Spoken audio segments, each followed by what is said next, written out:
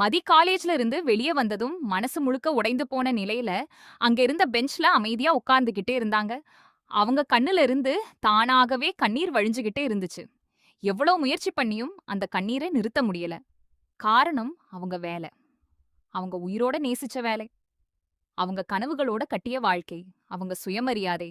அதெல்லாமே ஒரே நாள்ல கையில இருந்து பறிக்கப்பட்ட மாதிரி அவங்களுக்கு தோணிச்சு.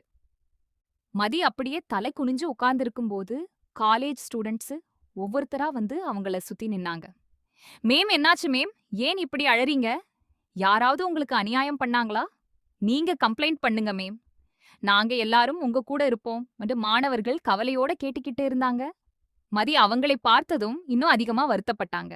ஏன்னா அவங்க உழைப்புக்கு கிடைச்ச உண்மையான பரிசு இந்த மாணவர்களோட அன்புதான். ஆனா அந்த அன்புக்கு மதிப்பு கொடுக்காம சில பேரோட சுயநலத்துக்காக அவங்க வாழ்க்கைய அழிக்க முயற்சி நடந்துட்டே இருந்துச்சு. இதெல்லாம் நடக்கிறத தூரத்துல கார்ல உட்கார்ந்துகிட்டு இருந்த தங்கராஜ் பார்த்துக்கிட்டே இருந்தாரு. மதி அழறத பார்த்ததும் அவருக்கு வருத்தம் வரல. அதுக்கு பதிலா ஒரு விதமான திருப்தி தான் வந்துச்சு. பாரு மதி, இப்ப உன் கண்ணீரே உன் தோல்விய சொல்லுது. என்னை எதிர்த்து நின்னா இதுதான் நடக்கும். நான் சொன்னதை கேட்காம பெருசா பேசினேன். என் முன்னாடி தைரியமா நின்னு வாதாடினேன். இப்ப என்ன ஆச்சு? வேலை போயிடுச்சுல்ல? இனிமே எந்த காலேஜ்லயும் உனக்கு வேலை கிடைக்காது. தங்கராஜ் இருக்கிற வரைக்கும் நான் அதை நடக்க விட மாட்டேன். அனு மனசுக்குள்ள பேசிக்கிட்டே இருந்தாரு. அவருக்கு மதி மேல இருந்த கோவம் இன்னும் குறையல. அவங்க மன்னிப்பு கேட்டு தன்னோட கால்ல விழணும். அப்பதான் மனசு குளிரும் என்ற எண்ணம் மட்டும் தங்கராஜ் மனசுல வேரூன்றி இருந்துச்சு. தங்கராஜ் தன்னோட பழைய நினைவுகளை நினைச்சுக்கிட்டே இருந்தாரு. எவ்வளோ தடவை சொன்னேன், மாமனார் மாமியார்னா மரியாதை கொடுக்கணும், குடும்பத்துல பெரியவங்க பேசுறத கேட்கணும். ஆனா இந்த பொண்ணு எதையும் கேட்கவே மாட்டேங்குது. நான் சொல்றதெல்லாம் தவறுன்னு நினைச்சுக்கிட்டு நடந்தா. என் வீட்டுல தங்குறவங்க எல்லாரும் என்னோட வார்த்தைக்கு கட்டுப்படணும். ஆனா இவ மட்டும் வேற மாதிரி, எதுக்குமே பயப்படாம எதிர்த்து பேசுறா. அதுக்குத்தான் இப்படி ஒரு பாடம் கற்றுக் கொடுக்க வேண்டிய நிலை வந்துச்சுன்னு மனசுக்குள்ள சொல்லிக்கிட்டாரு. மதி கண்ணீர் வடிக்கிற காட்சிய பார்த்து ரசிச்சுக்கிட்டே இருந்த அவர், சரி இப்போ இதுவே போதும், சுரேஷ அனுப்பி அவள வீட்டுக்கு கூட்டிட்டு வர சொல்றேன்னு நினைச்சிட்டு அங்கிருந்து கிளம்பிட்டாரு. அந்த நேரத்துல மதி இன்னும் மாணவர்களோட பேசிக்கிட்டு இருந்தாங்க. எதுவும் இல்லப்பா, நீங்க படிப்ப பாத்துக்கோங்கன்னு சொன்னாலும் மாணவர்கள் கேட்கவே இல்ல. அவர்களுக்கு தங்கள் ஆசிரியைக்கு நடந்த அநியாயம் புரிஞ்சு போயிருந்துச்சு. சில மாணவர்கள் நேரடியாக மேலாண்மைய சந்திக்கணும்னு பேசிக்கிட்டு இருந்தாங்க.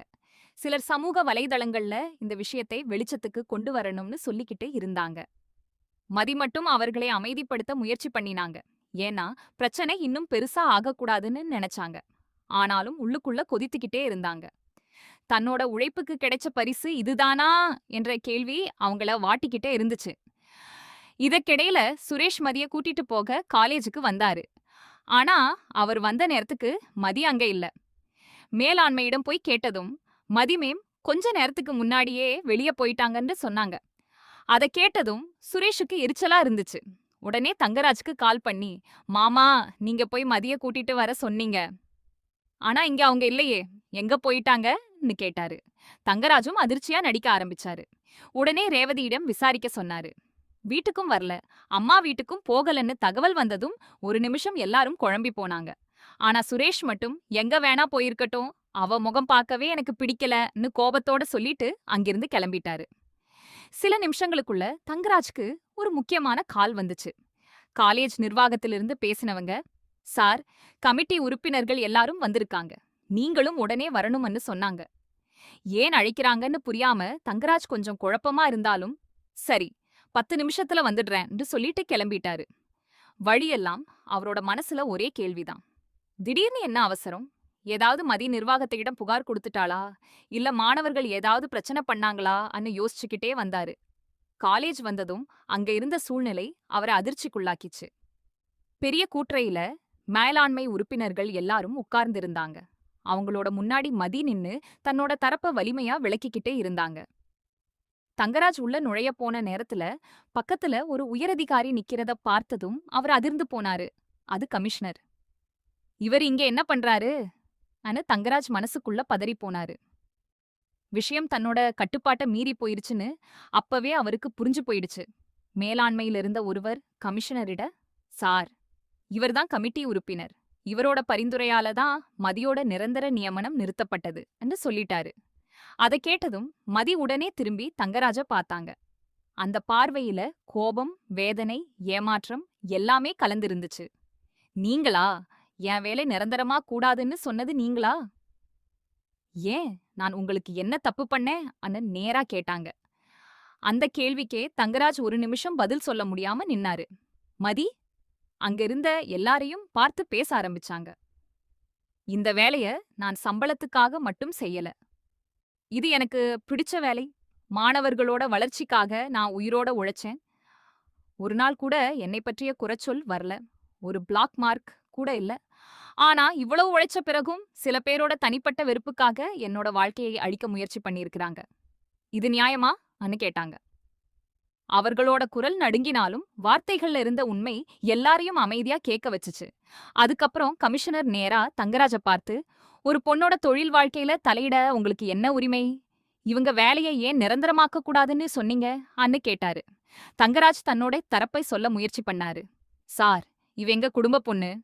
எங்க மச்சானுக்கு கல்யாணம் பண்ணி வச்சிருக்கோம். வீட்டையும் குடும்பத்தையும் கவனிக்கணும். வேலை இல்லாம இருந்தா போதும்னு நாங்க நினைச்சோம் நானு சொன்னாரு. ஆனா அந்த பதில் அங்க இருந்த யாரையும் திருப்திப்படுத்தல. மதி உடனே கோபத்தோட பேச ஆரம்பிச்சாங்க. என்னோட வாழ்க்கைய பத்தி முடிவு எடுக்க இவருக்கு என்ன உரிமை இருக்கு? நான் வேலை செய்யணுமா வேண்டாமா என்பது என்னோட விருப்பம்.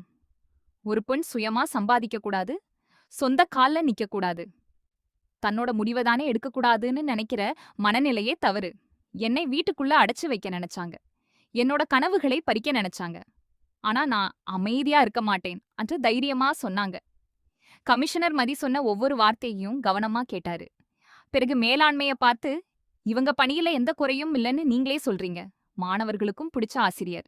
அப்படி இருக்கும்போது ஒருத்தருடைய தனிப்பட்ட பரிந்துரைக்காக இவங்க நியமனத்தை தடுக்கிறது மிகப்பெரிய தவறு அன்னு கண்டித்தாரு. மேலாண்மையில இருந்தவர்கள் உடனே தங்களோட தவற ஒத்துக்கிட்டாங்க. அதுக்கு பிறகு சூழ்நிலை முழுக்க மாறிப்போச்சு. உடனடியாக தேவையான ஆவணங்கள் தயாராக்கப்பட்டுச்சு. மதியோட நிரந்தர நியமன ஆணை அச்சடிக்கப்பட்டு அவர்களோட கையில கொடுக்கப்பட்டது. அந்த ஆவணத்தை கையில வாங்கிய மதி ஒரு நிமிஷம் கண்களை மூடிக்கிட்டாங்க.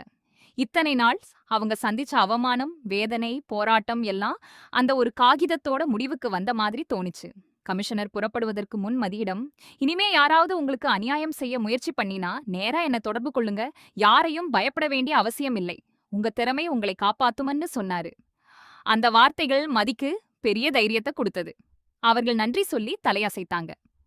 கடைசியாக மதி தங்கராஜை நேரா பார்த்தாங்க. கையில இருந்த நியமன ஆணையை அவரோட முன்னாடி நீட்டி காட்டி, உங்களோட அதிகாரத்தையும் செல்வாக்கையும் பயன்படுத்தி என்னை தடுக்கலாம் அப்படின்னு நினைச்சீங்க. என்னை அவமானப்படுத்தலாம் அப்படின்னு நினைச்சீங்க. ஆனா உண்மை எப்பவும் ஜெயிக்கும். இன்னைக்கு அது நிரூபணமாயிருக்கு. இனிமே யாருடைய வாழ்க்கையையும் உங்க அகம்பாவத்துக்காக விளையாட்டா நினைக்காதீங்க. நான் அமைதியா இருந்ததுனால பலவீனம்னு நினைக்காதீங்க. இனிமே என் மேல் அநியாயம் நடந்தா அதுக்கு பதில் கிடைக்கும் அன்னு தைரியமா சொன்னாங்க. அந்த வார்த்தைகள் தங்கராஜை அமைதியாக்கி விட்டது. அவர் பேச முடியாம தலைகுனிஞ்சு நின்னாரு. மதி மட்டும் தன்னோட வெற்றியோட அந்த அறையிலிருந்து வெளியே நடந்துச்சு போனாங்க. அந்த நாள் அவங்க வாழ்க்கையில ஒரு வேலை கிடைச்ச நாள் மட்டும் இல்ல, தன்னோட சுயமரியாதையை மீட்டெடுத்த நாள் ஆகவும் மாறிச்சு.